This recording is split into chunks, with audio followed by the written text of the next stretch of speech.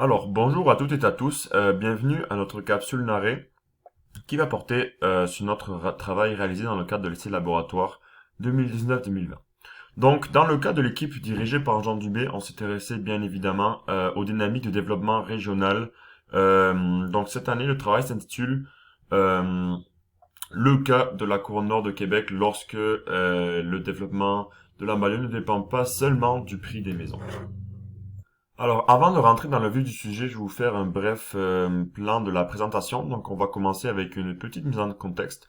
On va enchaîner ensuite avec la présentation des données que l'on va utiliser pour notre analyse. On va ensuite vous expliquer étape par étape la méthodologie pour enfin enchaîner avec les résultats et finir par une brève conclusion. Voilà, donc comme on peut le constater vis-à-vis des régions mises en évidence sur la carte ci-contre, nous avons inclus plusieurs municipalités des MRC de Portneuf, Jacques-Cartier et Côte-de-Beaupré. Donc respectivement, nous avons sélectionné Donnacona, Pont-Rouge et Saint-Raymond-Pont-Neuf, Sainte-Catherine dans le quartier, Stoneham et Tewksbury, ainsi que Saint-Brigitte-de-Laval pour la MRC de la Jacques-Cartier et enfin Bois-Châtel et l'Ange-Gardien pour la MRC de la Côte-de-Beaupré qui était à la base pas inclus dans les travaux des CELAB de cette année, mais nous avons décidé de l'inclure finalement dans notre travail. Donc l'intérêt de se pencher sur ces territoires périphériques de l'agglomération de Québec vient du fait que ces territoires ont enregistré des croissances démographiques nettement supérieures à celles de l'agglomération de Québec, qui se chiffre autour de 12% entre 2001 et 2016, et plus généralement celle de la province, qui se chiffre autour de 17%. Alors, si on s'intéresse un peu aux chiffres de plus près, on peut remarquer que plusieurs municipalités ont des croissances démographiques assez exceptionnelles. Prenons par exemple le cas de Sainte-Brigitte-de-Laval qui est au-delà de 115%, ce qui est quand même vraiment impressionnant pour une période de 15 ans. Les autres municipalités avec une croissance démographique assez importante sont Bois-Châtel, avec près de 80%, et Sainte-Catherine-de-la-Jacques-Cartier et Stoneham tournent autour de 60% par exemple. Au niveau de Saint-Raymond, c'est juste 17%, donc ça se rapproche plus des chiffres de l'agglomération de Québec.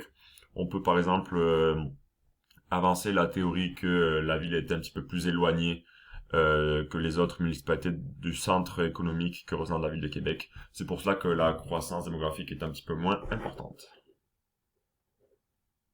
Alors, on va enchaîner avec une petite mise en contexte. Donc, dans un premier temps, la flambée des prix observée au niveau de l'agglomération de Québec peut en partie expliquer pourquoi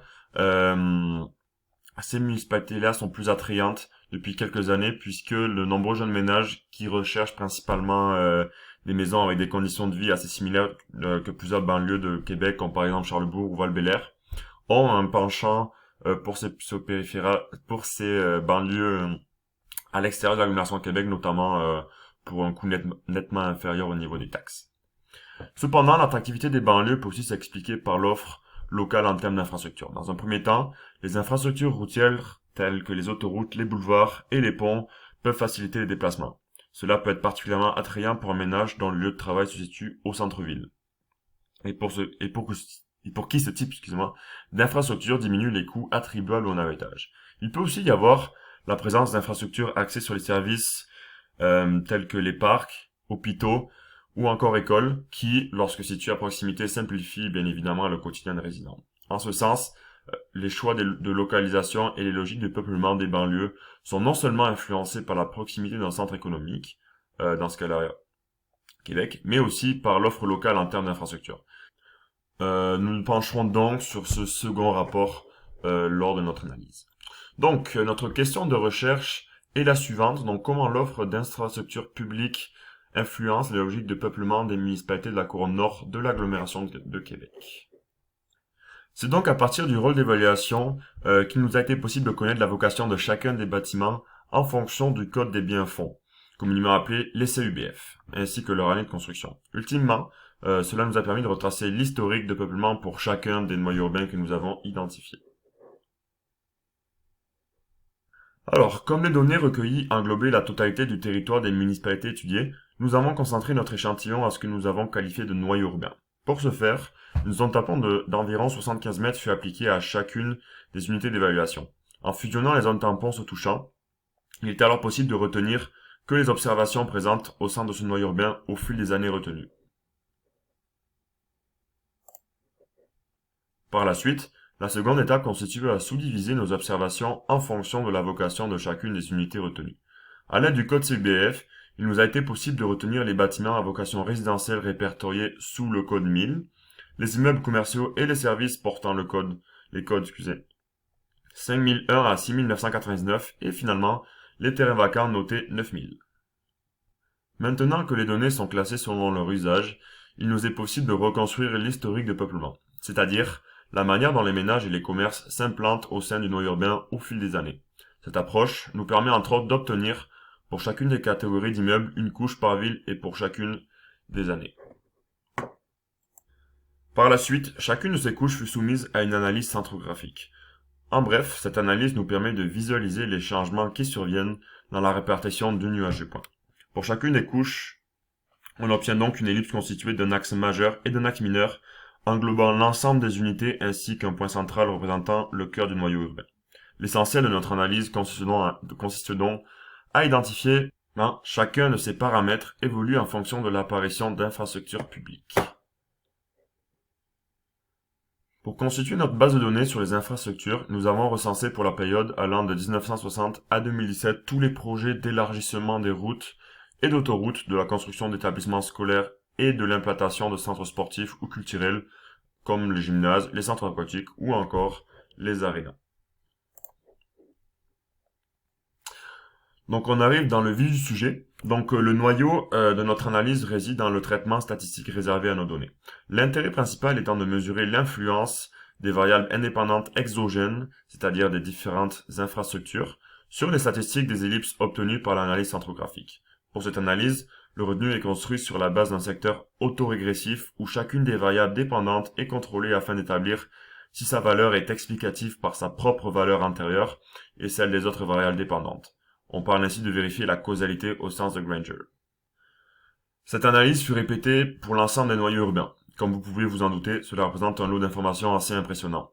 Afin de faciliter la communication de résultats, nous nous concentrerons sur deux cas bien intéressants qui sont Donnacona, situé à l'ouest de la ville de Québec, dans la MRC de Portneuf, ainsi que Stoneham et Tewksbury, situé au nord de la ville de Québec. Donc voici les résultats pour la municipalité de Stoneham et Tewksbury. Exceptionnellement, cette municipalité a été divisée en deux secteurs puisque lors de la méthodologie, nous avons constaté qu'il y avait deux noyaux urbains. Un noyau urbain est situé à l'ouest autour du lac Durand et un autre est situé à l'est à proximité de la station de ski. Pour ce qui est du secteur à l'ouest, nous avons observé de manière assez générale que la localisation du centre-ville résidentiel était influencée par les conditions des années précédentes. L'ellipse a toutefois une petite tendance à se diriger vers le sud-ouest en direction de l'avenue Tewksbury qui relie le secteur au reste de la municipalité. L'expansion du nouveau noyau résidentiel est principalement liée à la disponibilité des terrains et suite à des analyses statistiques, on a pu affirmer que les infrastructures n'ont aucun impact significatif sur les déplacements de l'ellipse et du centre-ville résidentiel. Pour ce qui est maintenant du secteur est, la trajectoire du développement résidentiel a été influencée vers l'est suite aux travaux d'élargissement de l'autoroute 73 en 2003-2004. Par la suite, la construction d'une école primaire en 2012 a ramené la trajectoire de développement vers l'ouest, soit vers la nouvelle école. Pour ce qui est de l'ellipse commerciale, celle-ci a été influencée surtout par les trajectoires de développement résidentiel. La construction de l'école en 2012 a également eu un impact assez significatif sur la forme de l'ellipse, soit sur son entièrement. Enfin, nous avons jugé que, toutefois, selon le modèle statistique, l'élargissement de l'autoroute n'a pas eu un impact significatif sur la trajectoire de développement commercial. Voici à présent les résultats pour la municipalité de Donnacona. En 1976, il y a eu la construction de l'autoroute 40 qui a contribué à l'étalement du développement résidentiel qui s'est progressivement étiré vers le nord. Pareillement pour l'ellipse commerciale qui a été également étirée vers le nord. L'ajout d'une école et d'autres infrastructures de loisirs au nord de la municipalité ont cependant limité l'ampleur de ces déplacements en attirant les trajectoires de ces deux ellipses vers le centre. Ces infrastructures ont notamment eu l'effet de réduire la croissance des axes de l'ellipse qui a ainsi ramené le développement dans une logique plus centrale et plus circulaire. Donc, suite à nos analyses statistiques, nous avons donc observé que la construction d'infrastructures a significativement influencé la trajectoire de développement résidentiel et commercial pour d'autres municipalités à l'étude. Prenons l'exemple de Sainte-Brigitte de Laval où nous avons observé plusieurs influences significatives, comme la construction de la première école qui a influencé la trajectoire de l'ellipse commerciale. À Sainte-Catherine-la-Jacques-Cartier, il y a eu une influence lors du réaménagement de la route 367 et lors de la construction de l'école primaire sur la trajectoire du développement résidentiel. Autre exemple, pour le cas de la municipalité de Saint-Raymond, la construction d'une école en 1970 a influencé la trajectoire de développement résidentiel. Parmi les autres types d'influence, la disponibilité des terrains vacants, dans de nombreux cas, pouvait influencer la trajectoire de développement résidentiel ainsi que commercial. Ces deux trajectoires, elles-mêmes, peuvent influencer significativement les trajectoires de développement en général. Donc pour cette présentation, il nous est malheureusement impossible de vous présenter tous nos résultats. Si vous voulez plus de détails et les résultats complets, on vous invite fortement à aller regarder dans notre rapport final. Donc voilà, on en arrive à la conclusion de notre capsule ainsi que de notre projet. Donc en tenant compte de nos observations pour l'ensemble des territoires étudiés, nous pouvons donc affirmer qu'en règle générale, la construction d'un accès à l'autoroute a pour effet d'étaler les trajectoires de peuplement au sein du territoire d'une municipalité. Cependant, l'ajout d'infrastructures telles que les écoles et les centres sportifs a pour effet de restructurer les trajectoires autour de celles-ci. Ce facteur offre donc aux décideurs un outil pour influencer les trajectoires de peuplement en choisissant judicieusement l'endroit où ils implantent ce type d'infrastructure au sein de leur municipalité. Donc voilà, c'est la fin de notre capsule. Merci de m'avoir écouté. Donc de la part de toute l'équipe, on vous souhaite un excellent été.